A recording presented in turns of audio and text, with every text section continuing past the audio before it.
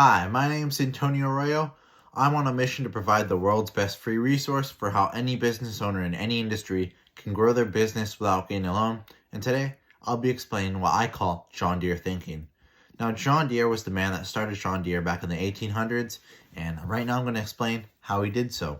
So in the 1800s, a lot of people that lived on the east coast of America decided to move to the west coast. Now, this was due to stuff like the gold rush, the Louisiana Purchase, and just plain ambition. But a lot of people were moving from the east coast of America to the west coast of America.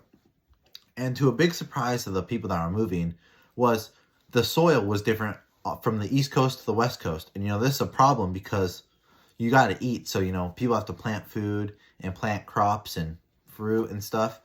But they were struggling to do so because the soil was different on the west than how it was on the east.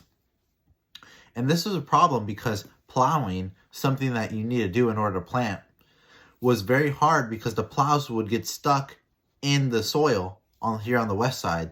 There were iron plows and they get stuck every couple feet, causing the cost of labor to be very high for plowing fields.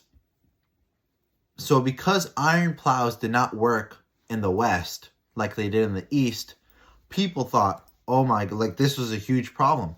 And all the business owners who were trying to solve this problem were thinking, we need to grow better soil. We need to make the soil like on the west coast more like how it is on the east coast. So that way our iron plows do work. Other people were thinking, we have to, have better seeds. We have to, have better planting practices in order to get around this. But John Deere thought a little bit different. Now, John Deere was a blacksmith, so he had some experience with different types of metals. And what John Deere did was he made just a little switch that made the big difference. What John Deere did was, instead of making the plows out of iron, what he did was he made the plows out of steel. And by using steel, the steel cut through the dirt. So the steel plows wouldn't get stuck in the dirt just like how the iron plows would. Therefore, he drastically cut down the labor cost of plowing fields because his product wouldn't get stuck. Now, the lesson here, and what I call John Deere thinking, is to change the problem as you see it.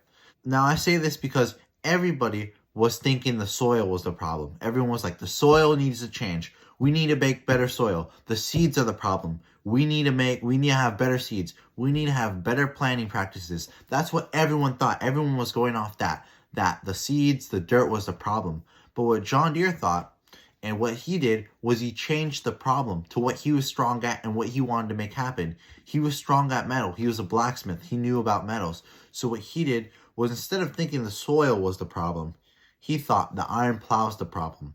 And he simply just changed the iron plow to steel.